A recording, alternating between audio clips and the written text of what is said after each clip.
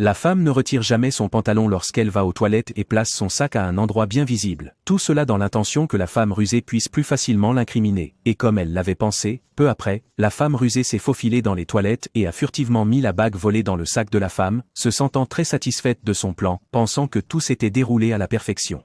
Cependant, ce qu'elle ne savait pas, c'est que la femme avait déjà découvert son piège. En sortant des toilettes, la femme sortit calmement l'anneau de son sac, mais elle n'avait pas l'intention de démasquer la femme astucieuse à ce moment-là.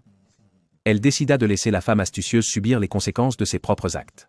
De retour dans la salle de banquet, la femme leva un verre de vin et se dirigea avec élégance vers la femme astucieuse. Profitant d'un moment où elle n'était pas attentive, elle fit semblant de laisser tomber le vin et le renversa sur sa jupe.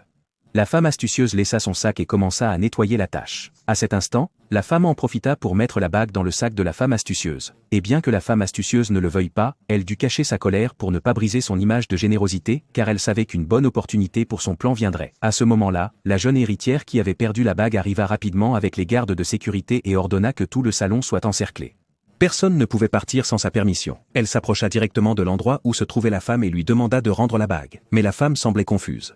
La jeune héritière n'était pas disposée à écouter son explication et dit qu'au moment où elle est montée à l'étage, la bague a disparu, et sur les caméras, on a vu que la femme et un serveur montaient.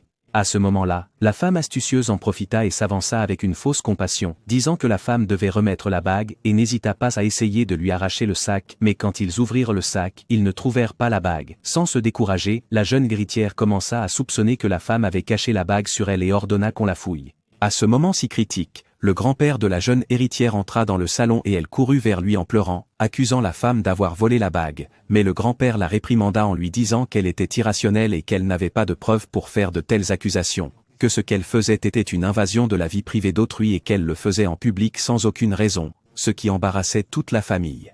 Ensuite, le vieil homme s'approcha de la femme et la salua avec beaucoup de courtoisie en tant que présidente.